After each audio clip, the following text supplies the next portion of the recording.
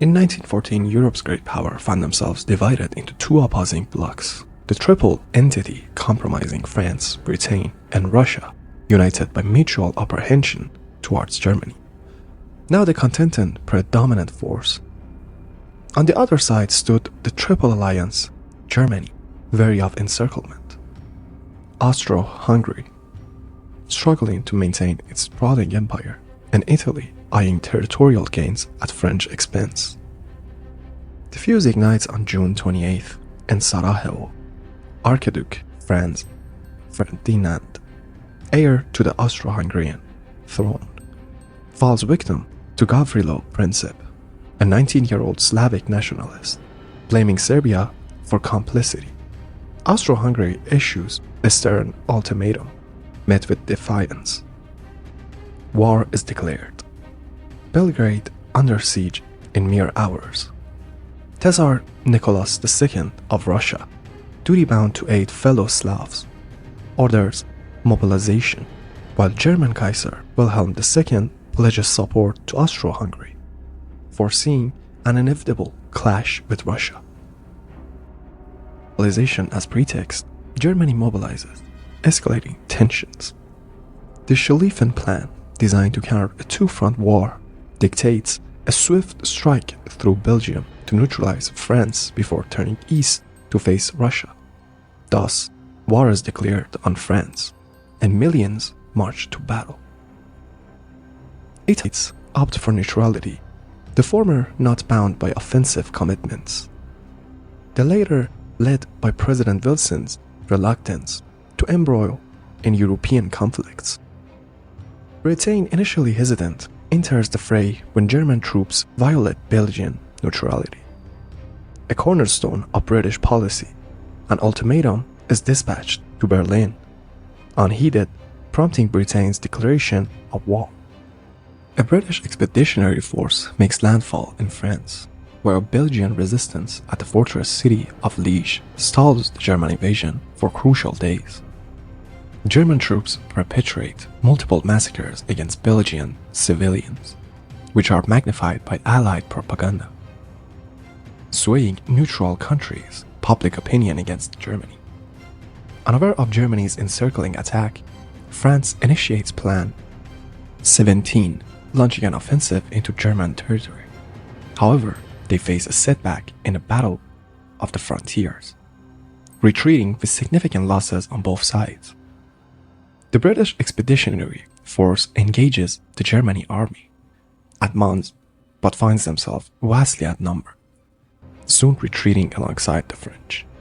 The Allies take a stand at the river Marne, 14 miles outside Paris, mounting a desperate counterattack that saves the city and pushes back the Germans, resulting in 250,000 casualties on both sides. The commencement of the race to the sea sees both factions attempting to outflank each other to the north. The First Battle of Ypres witnesses the Allies clinging desperately to prevent German breakthrough, with heavy losses sustained.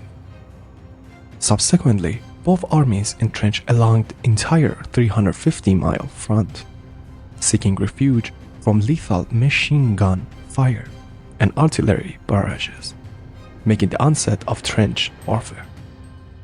British warships secure victory in the initial naval battle of the War of Heligoland, Bight, sinking 3 German cruisers possessing the most formidable navy globally. Britain, with 29 modern battleships compared to Germany's 19, enforces a naval blockade on Germany, hindering the transport of contraband goods, notably food, via sea routes, aiming to cripple Germany's economy and compel surrender. However, a week later, the British cruiser HMS Pathfinder falls prey to a novel lethal weapon, the submarine-launched torpedo, marking the first such incident in history. The German submarines, or U-boats, boasting a surface range of 9,000 miles, pose a clandestine threat from beneath the waves, posing a significant challenge to Britain's naval dominance. On Eastern Front, Russian armies launch an invasion of East Prussia. encountering misfortune at the Battle of Tannenberg, where General von Hindenburg and Chief of Staff Erich Ludendorff orchestrated a brilliant German victory, capturing 19,000 prisoners and annihilating an entire Russian army. The Russians exacerbate their defeat by transmitting uncoded wireless messages. Another decisive German triumph at Masurian Lakes compels the Russians into retreat, inflicting nearly 1/3 casualties upon them within 6 weeks. Meanwhile, Austro-Hungary invasion of Serbia suffers a humiliating setback at the Battle of Ser. Their offense against Russia also concludes in disaster and retreat, resulting in the loss of over 300,000 men.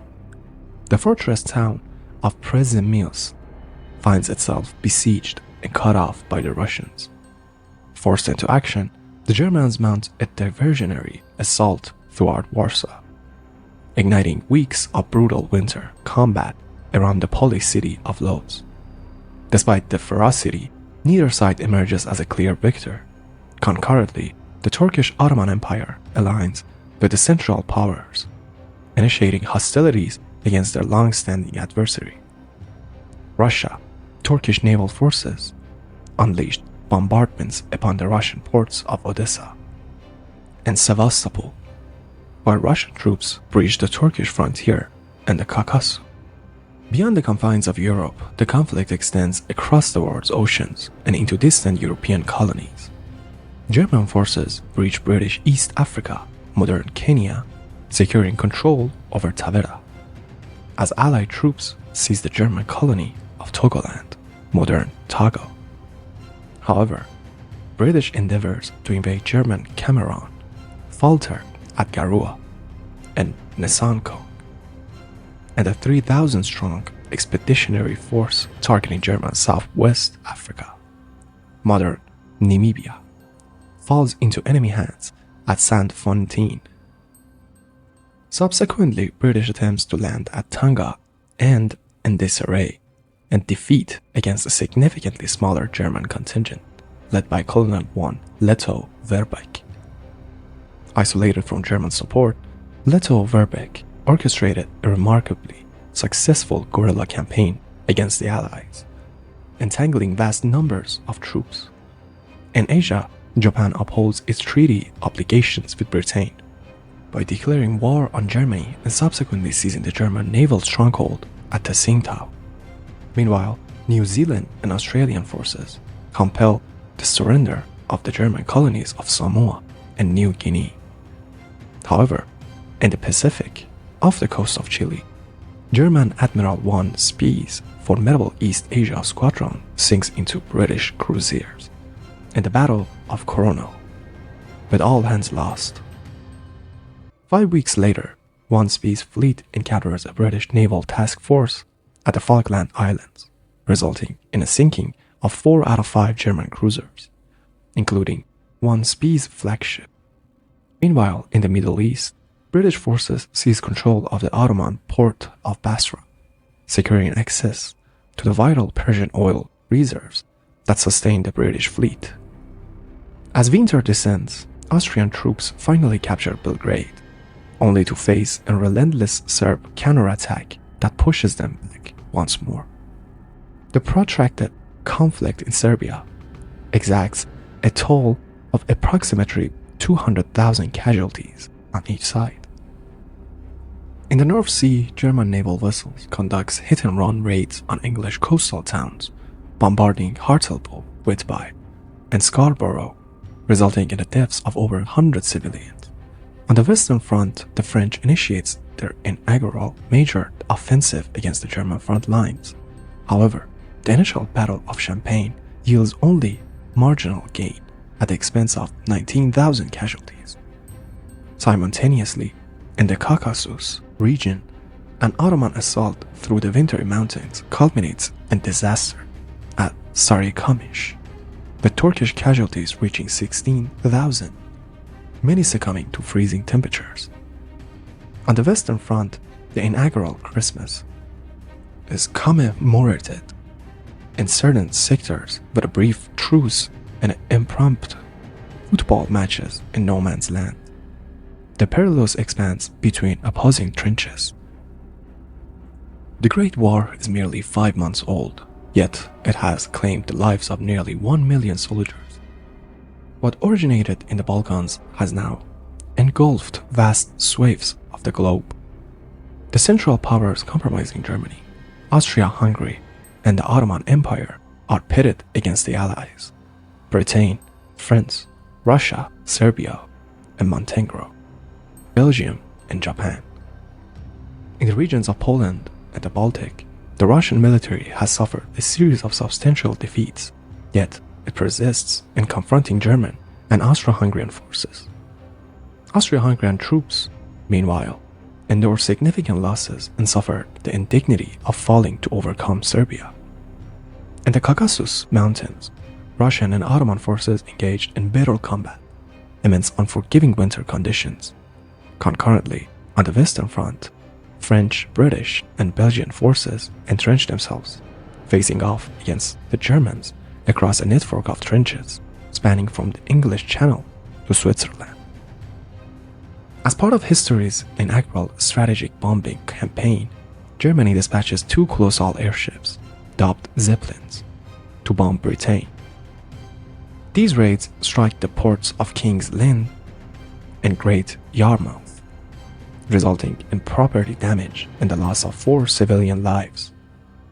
At sea, during the Battle of Dogger Bank, the British Navy sinks 1 German cruiser, but the remainder of the German squadron evades capture. Britain's naval supremacy enables it to impose a blockade on Germany, obstructing crucial supplies, including food, from reaching the country by sea. In retaliation, Germany institutes its own blockade, declaring the waters surrounding the British Isles a war zone, where its U-boats will target Allied merchant ships without warning. Britain's populace relies heavily on imported foodstuffs, making it vulnerable to Germany's strategy aimed at inducting surrender through starvation. Front, German Field Marshal I Hindenburg launches a winter offensive, securing yet another resounding victory over the Russian army at the Second Battle of Masurian Lakes. Russian losses soared to nearly 200,000 men, with half of them capitulating amidst harsh winter conditions.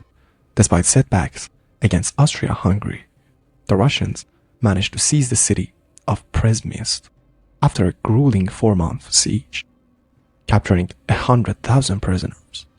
Austria-Hungary's total casualties now surpass 2 million. Meanwhile, British and French warships coverage on the Dardanelles, menacing Constantinople, the capital of Ottoman Empire. The Allies anticipate that a display of force will swiftly compel Turkey to surrender. Its Turkish shore forts face a barrage, yet mines claim the lives of 3 battleships, while 3 others sustain damage, prompting the cessation of the assault. Meanwhile, on the Western Front, British forces launch an offensive at Neuve-Chapelle, only to find their progress impeded by German defenses of barbed wire and machine guns. The toll is severe, with British and Indian units enduring 11,000 casualties, a quarter of their attacking force.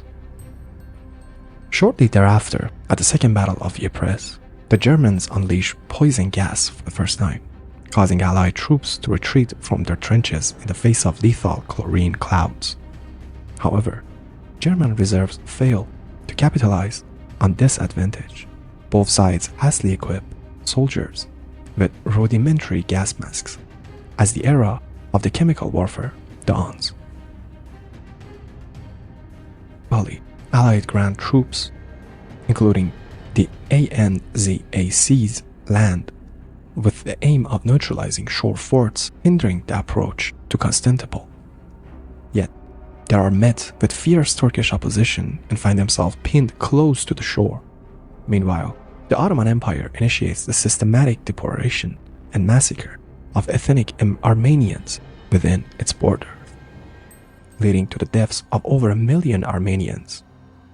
The Allies denounce these atrocities as a crime against humanity and civilization, vowing to hold the perpetrators accountable, a claim disputed by the Turkish government to this day.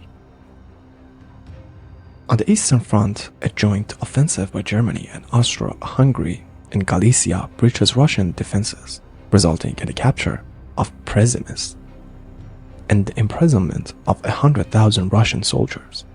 This marks the beginning of a steady advance against Russian forces. At sea, the British liner Lusitania, en route from New York to Liverpool, falls victim to a German U-boat torpedo off the coast of Ireland, claiming the lives of 1,198 passengers and crew, including 128 Americans. The incident sparks outrage in the United States, although Germany defends its actions, citing the liner's use for transporting military supplies by the British. The Allies launched the Second Battle of Artois in a bid to breach German lines. The French led the main assault at Vimy Ridge, supported by British attacks at Aubers Ridge and Festubert, despite sustained casualties totaling 130,000. The Allied advance is minimal. Meanwhile, the introduction of the Fokker-Endecker aircraft above the Western Front provides Germany with air superiority, thanks to its pioneering forward-firing machine gun, enabled by interpreter gear, leading to mounting losses among Allied aircraft, known as the Fokker Scourge. Italy, persuaded by promises of territorial expansion at the expense of Austro-Hungary, joins the Allies and declares war on Austria-Hungary, later extending hostilities to the Ottoman Empire and Germany. The Italian army initiated assault along the Isonzo River is met with fierce resistance, resulting in heavy losses. Meanwhile, the Allies find themselves in a dire situation on the Eastern Front. Russia initiates a widespread retreat, forsaking Poland in the process. On the 5th of August, German forces march into Warsaw. Tsar Nicholas II, dismissing the army's commander-in-chief, Grand Duke Nicholas, assumes personal command. This decision proves calamitous for the Tsar, entwining him more deeply with Russian military setbacks. Simultaneously, in Gallipoli, the Allies reinforced their positions at Suvla Bay, yet neither their efforts nor a series of fresh Anzac assaults can shatter the stalemates. Conditions for both factions deteriorate. The soldiers endure not only enemy fire, but also oppressive heat, swarms of flies, and rampant illness. In the Atlantic, a German U-boat sinks the SS Arabic, resulting in the loss of 44 lives, including 3 Americans, responding to heightened US warnings. Germany halts all attacks on passenger vessels. Western Front, the Allies launched their most extensive offensive of war thus far, aiming to breach enemy lines and elevate pressure on their struggling Russian ally. The French engage in the Third Battle of Artois and Second Battle of Champagne, while the British, utilizing poison gas, advanced at Loos. Despite initial progress, the offensives soon stall, leading to staggering casualties on all fronts. Elsewhere, Allied forces land in Salonic, Greece, seeking to establish a new front against the Central Powers and provide aid to Serbia. However, their efforts prove futile, as Bulgaria joins the Central Powers, contributing to the swift downfall of Serbia within 2 months. Subsequently, remnants of Serbia's army endure harrowing losses as they retreat through the Albanian mountains, with a third of their forces perishing by wars and the highest casualty rate of any nation. On the Italian front, fierce clashes persist as Italian troops launch the Third and Fourth Battle of Isonzo against entrenched Austro-Hungarian forces, resulting in a protracted stalemate. In the Middle East, British advances toward Baghdad are thwarted by British forces at the Battle of Ctesiphon, forcing a withdrawal to Kut, where they face a prolonged siege. The Allies ultimately abandoned the Gallipoli campaign, executing a clandestine evacuation of 83,000 troops without alerting Turkish forces, achieving an unparalleled feat with no casualties. Despite the costly campaign, with both sides suffering 250,000 casualties, 1915 proves to be a grim year for the Allies, marked by the substantial losses without tangible gains. There is no mention of peace. Instead, all factions prepare for larger offensives in 1916, drawing on lessons learned from past failures. Despite the initial vision of a swift, glorious conflict, by 1916, the reality of industrialized warfare has resulted in millions of deaths, with no end in sight. Began to induce shortage of essential supplies across Europe, while the influx of women into the workforce to replace men sent to battle becomes increasingly prominent. As the war rages on, with the Allies facing off against the Central Powers, now reinforced by Bulgaria, the British maintained their naval blockade of Germany, preventing vital imports. Meanwhile, Germany, very provoking the neutral USA, curtains its U-boat attacks on Britain. On the Western Front, French, British, and Belgian troops are entrenched, facing the Germans, ensnared in the grim stalemate of trench warfare. Across the Eastern Front, the Russians have halted their prolonged retreat and stabilized their position, albeit at great cost to their forces. Meanwhile, Italian troops on the Italian front have initiated a series of costly, unsuccessful assaults against formidable Austro-Hungarian defenses. In the Balkans, the Central Power have overwhelmed Serbia, compelling its army to undertake a bitter retreat through the Albanian mountains. On January the 5th, Austro-Hungarian forces launched an assault on Montenegro, despite facing resistance at the Battle of Mojkovac. 3 weeks later, Montenegro capitulates. In the Caucasus, Russian troops initiate a surprise winter offensive against Ottoman forces, resulting in a capture of Erzurum 6 weeks later, followed by the seizure of Trebizond in April. Meanwhile, the British transport 2 motorboats to Lake Tanganyika in Africa, completing a grueling 10,000-mile journey by sea and land, and aiding in the British takeover of the strategic lake from German forces. Simultaneously, in German Cameroon, after an 18-month siege, German troops stationed at Mora Mountain surrendered to the Allies, marking the conclusion of the Cameroon campaign. On the Western Front, the Germans launched a devastating assault on the French stronghold of Verdun. General Erich von Falkenhayn, anticipating France's resolute defense, adopts a strategy of attrition, aiming to exhaust French forces. Verdun evolves into one of the war's most harrowing battles, characterized by staggering casualties and relentless fighting. In Britain, although 1 million men have volunteered for military service, the government acknowledges the inadequacy of military enlistment. Consequently, in March 1960, Britain becomes the final major power to implement conscription. During that spring, British troops on the Western Front are equipped with steel helmets, recognizing the urgent need for head protection amidst the prevalence of head injuries caused by shell splinters and shrapnel. Neutral Portugal's cooperation with the British poses the best chance of retraining its African colony, Portuguese Angola. In response, on March 9th, Germany declares war on Portugal. On the Eastern Front, Russia's offensive near Lake Naroch to elevate pressure on the French at Verdun ends disastrously, resulting in heavy casualties without diverting German forces. In Dublin, Irish Republicans staged the Easter Rising, an armed rebellion against British rule, which is quelled after 6 days of urban combat. In the Middle East, British forces surrender at Kut after the 5-month siege, with General Townshend leading 9,000 soldiers into captivity, half of whom perish due to starvation or disease.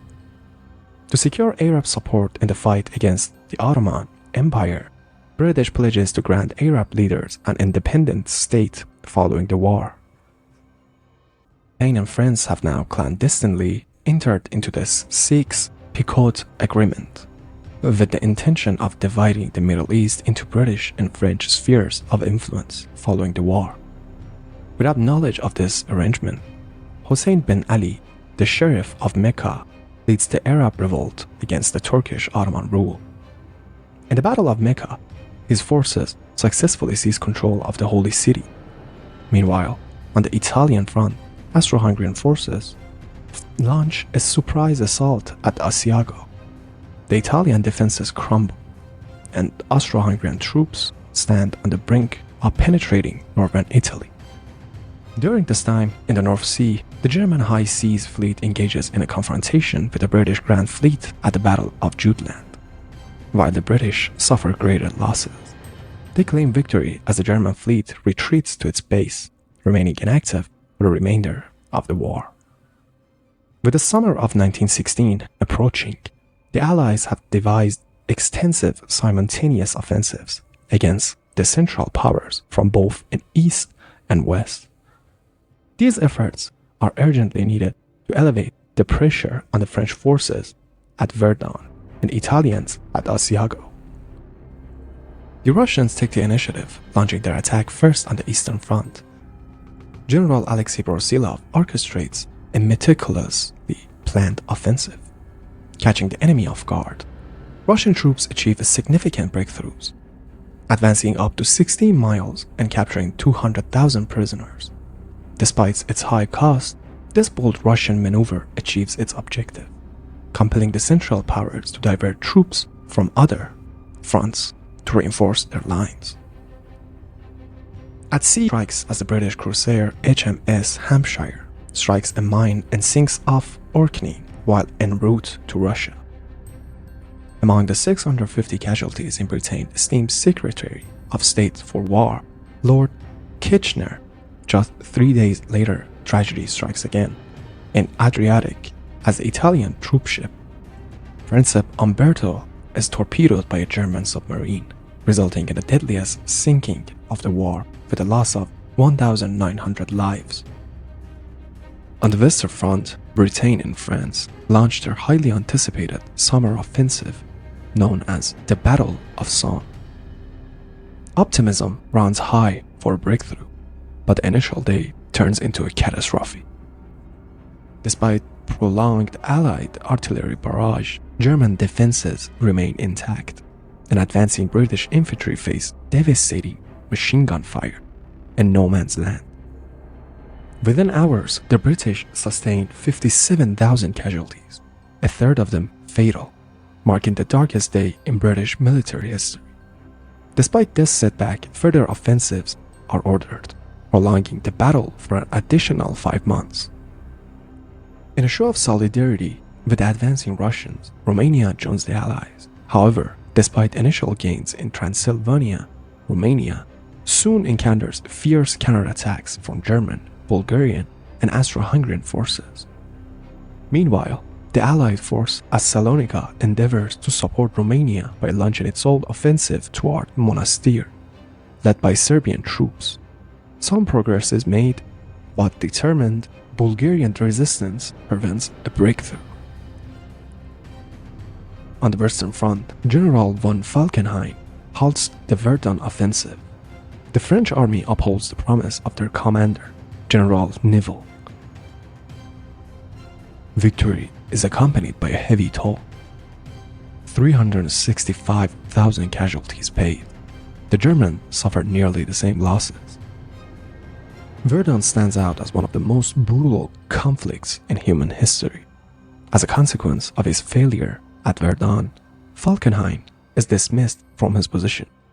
In Germany's Eastern Front, heroes von Hindenburg and Ludendorff assume command in the Western Theater. Simultaneously, the Battle of the Somme rages on. In the vicinity of Flers, the British introduce a novel weapon, the tank, in hopes of breaking the trench stalemate. Nevertheless, Despite some minor successes, the initial tanks are too few and prone to mechanical failures to make a substantial impact.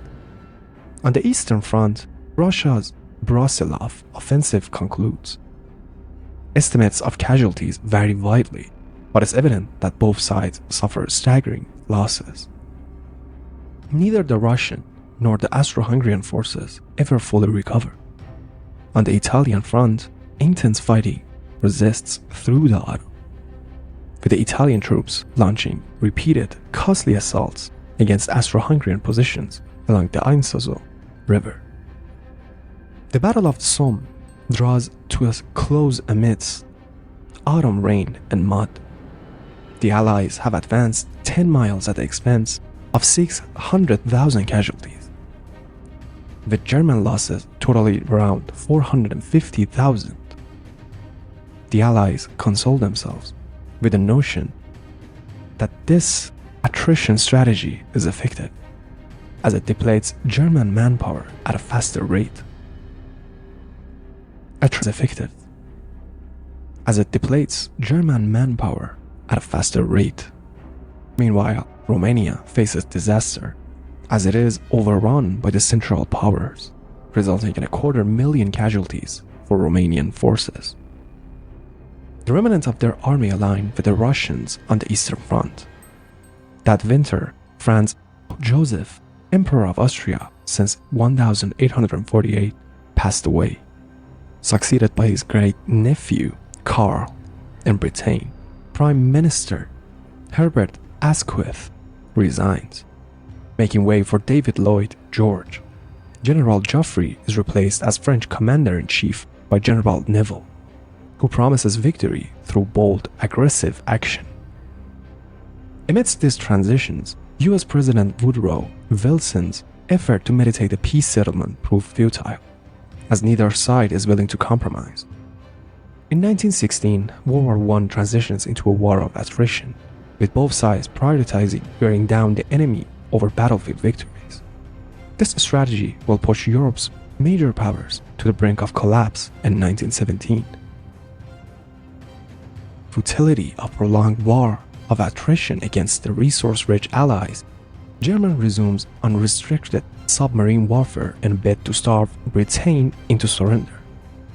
However, this tactic risked drawing the United States into the conflict. Within days of campaign's launch, the SS Housatonic, an American steamer carrying wheat, falls victim to a U-boat attack. The intercepted Zimmermann telegram urging Mexico to attack the United States in the event of war with Germany further pressured President Wilson to enter the fray. In Russia, widespread casualties and food shortages sparks riots and revolution. The Tsar abdicates, leading to the establishment of a provisional government committed to continuing the war. However, desertions among Russian troops increased, prompted by German provocations. Finally, the United States declared war on Germany after a series of provocations, contributing significant resources to the Allied cause, albeit requiring months to mobilize fully.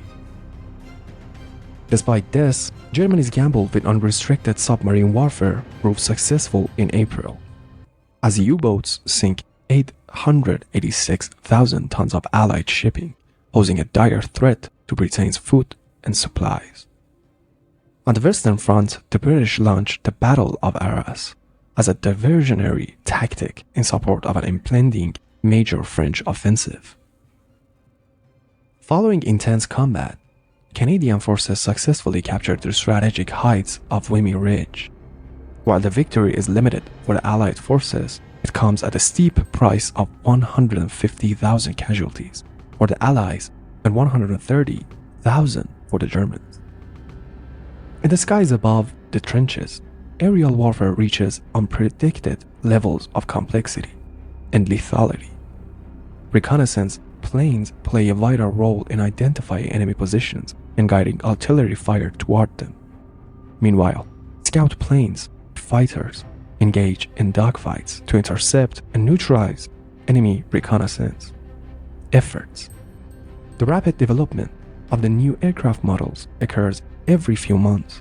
However, during the spring of that year, the superior German Air Force inflicts heavy losses on the Allied side, earning the month the grim moniker of Bloody April.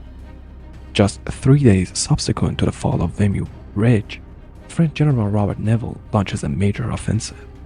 Despite initial progress, the advance soon stalls, leading to escalating casualties on both sides. The seemingly futile loss of life causes morale within the French army to plummet. Entire units rebel, refusing to engage in further assaults. General Nivelle is relieved of his command as French Chief of Staff and replaced by General Pétain, renowned for his leadership during the Battle of Verdun, who pledges an end to suicidal offensives.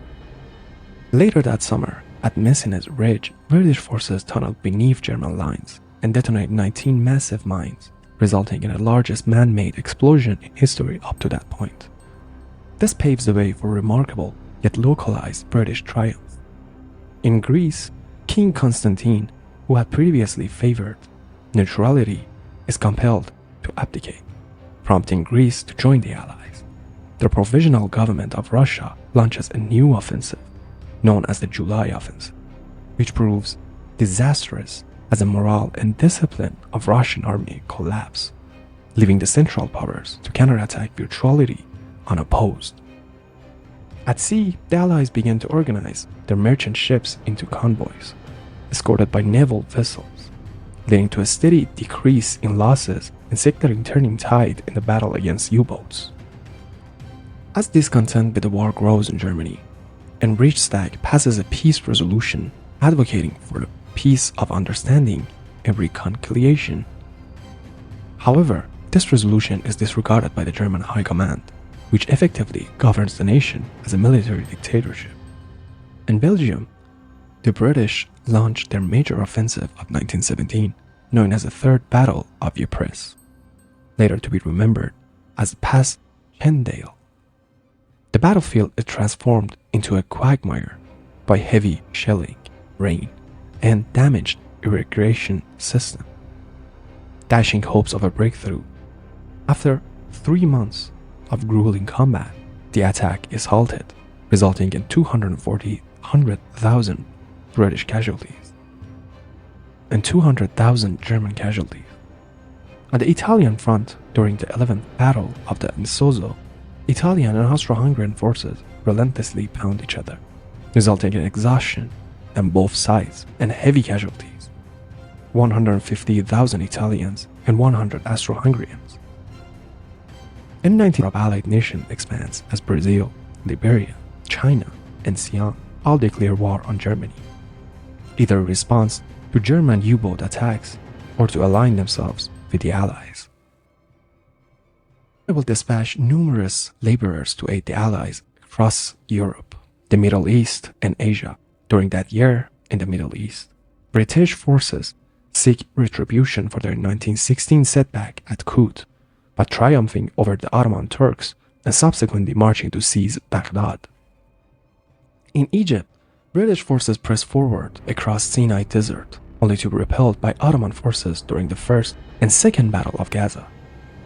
In July, Arab insurgents seized control of crucial Ottoman port of Aqaba, accompanied by the guidance of British military advisor Captain T.E. Lawrence, renowned as Lawrence of Arabia. Later that autumn, British Foreign Secretary Arthur Balfour issues the Balfour Declaration, expressing backing for the establishment of a Jewish nation home in Palestine. The objective is to garner Jewish support for the Allies, yet this declaration contradicts previous assurances made to Arab leaders. By October, the British secure victory at Gaza, paving the way for an advance into Palestine. 6 weeks thereafter, General Allenby leads British troops into Jerusalem, terminating 400 years of Ottoman dominion. With Russian forces in disarray, Germany relocates troops from the east to bolster the Italian front. At the Battle of Caporetto, These forces assist in breaking through the Italian army's defenses, advancing 17 miles and capturing 250,000 soldiers. British and French divisions, urgently needed on the Western Front, are compelled to redeploy in order to reinforce the line. Meanwhile, a second revolution in Russia propels Lenin's Bolsheviks party to power. Lenin is resolute in his determination to extricate Russia from the conflict. In France, George Kalimenko assumes the role of a prime minister. Dubbed the Tiger, he pledges unwavering commitment to a total war and ultimate victory. However, by late 1917, the outlook for the Allies appear bleak. Russia has ceased hostilities. French armies are recuperating from mutinies, and the Italian front verges on collapse. Moreover, the arrival of American reinforcements seems distant.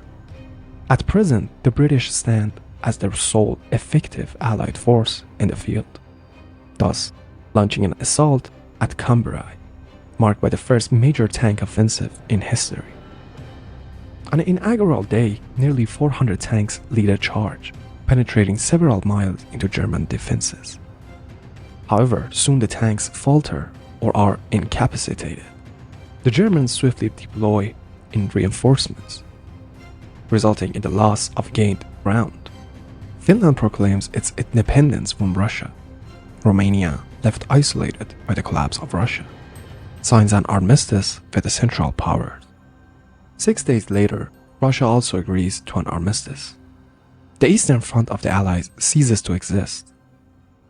In 1917, one major Allied power, Russia, is eliminated from the war, but a fresh ally, America, enters the fray.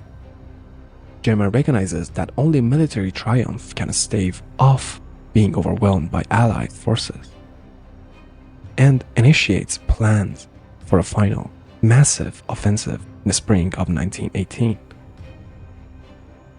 1918 marks a crisis for the Allies. After 3.5 years of conflict, the revolution shakes Russia, and its new Bolshevik government signs an armistice with the Central Powers.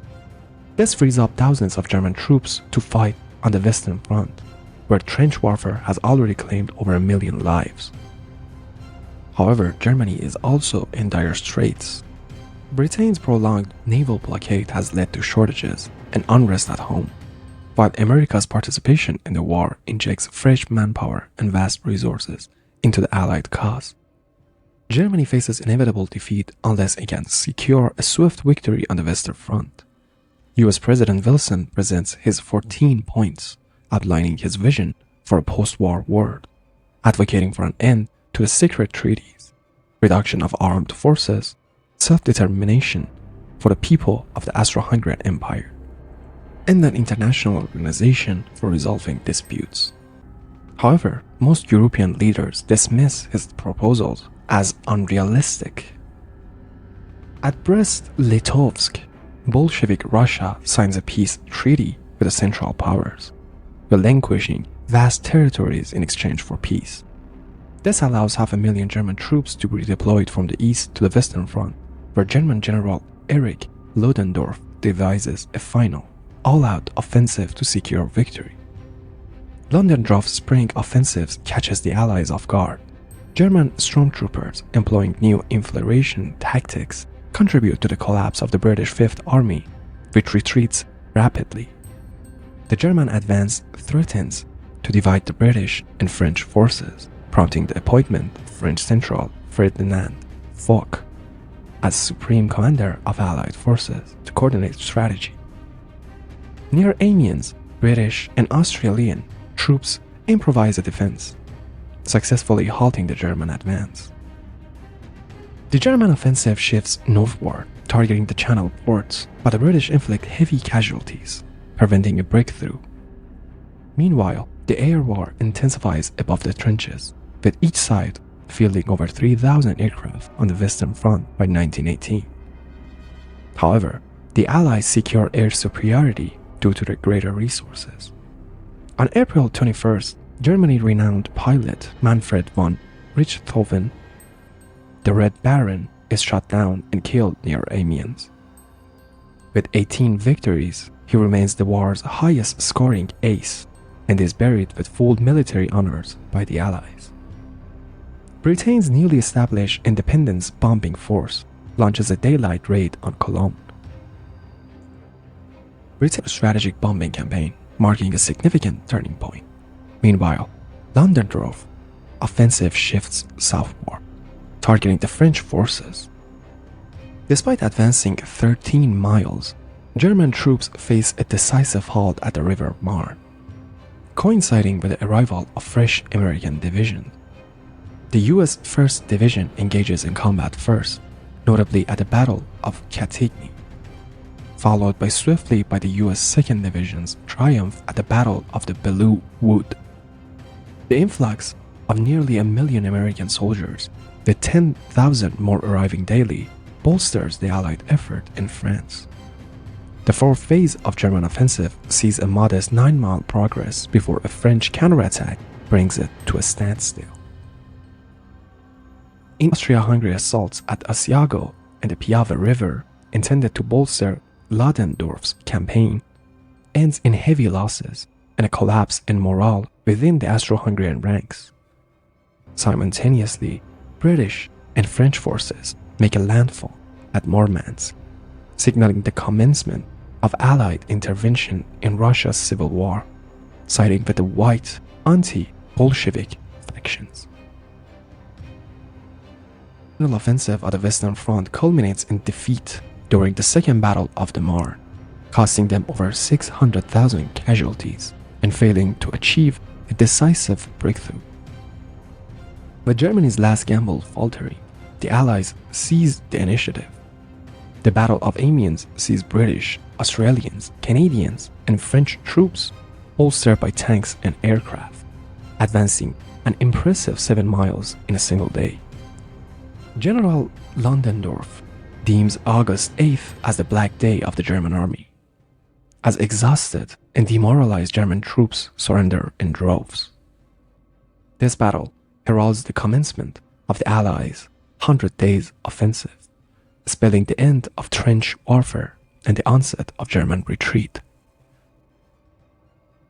An Allied offensive at Dobropol breaches Bulgarian defensives, leading to the collapse of the overstretched Bulgarian army and an armistice 2 weeks later. In the Middle East, British-led forces secure victory over the Turks at the Battle of Megiddo, capturing 25,000 prisoners and subsequently occupying Damascus and Aleppo. Orders a general attack on the Western Front, resulting in British, French, and American forces breaking through the formidable Hindenburg line. Ludendorff conveys to the Kaiser a dire military situation, prompting Germany to seek an armistice. Germany's plea to US President Woodrow Wilson prompts demands for complete withdrawal from occupied territories and the Kaiser's abdication. On the Italian front, the Allies deal a decisive blow to Austria-Hungary at the Battle of Vittorio Veneto, causing the distinguished generation of the Austro-Hungarian army and leading to the capture of 300,000 prisoners. With the collapse of the Central Powers looming, the Ottoman Empire agrees to an armistice with the Allies at Modros. Shortly after, Austria-Hungary follows suit, signing an armistice at Villa Giusti in Kiel. The German High Seas Fleet receives orders for a suicidal attack on the British Navy, but instead, the sailors mutiny. This spread throughout Germany, leading to the abdication of the Kaiser and the proclamation of a German Republic. On November 11, 1980, a German delegation signs an armistice with the Allies inside Marshal Foch's railway carriage at Campaign. Although it takes effect at 11 a.m., fighting persists until the last possible moment, with American Private Henry Gunther becoming the tragic final casualty, with German machine gun at 10:59. Meanwhile, in East Africa, German General von Lettow-Vorbeck surrenders his army on the Champezi river after 4 years of holding off large numbers of Allied troops, and gained recognition as one of history's foremost guerrilla leaders. The Paris Peace Conference commences at the Palace of Versailles.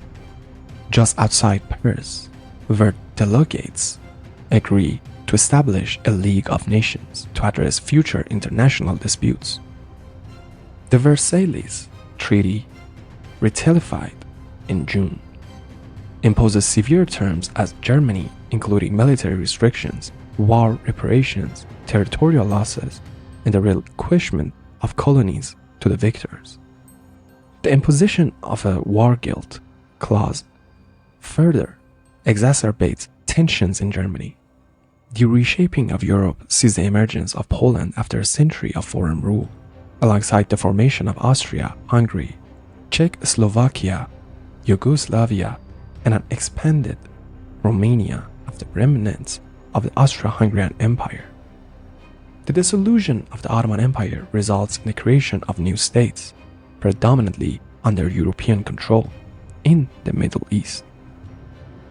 The aftermath of World War I sets the stage for further conflicts, particularly in Europe, while tensions escalate in the Far East as former German territories in China are transferred to Japan, much to China's dismay. A devastating toll claiming the lives of 9.5 million soldiers, with another 21 million wounded and 7 million civilians perishing. Vast swaths of Europe lay in ruins, witnessing the demise of old empires and the birth of new nations, altering lives worldwide forever. The world underwent irreversible transformation.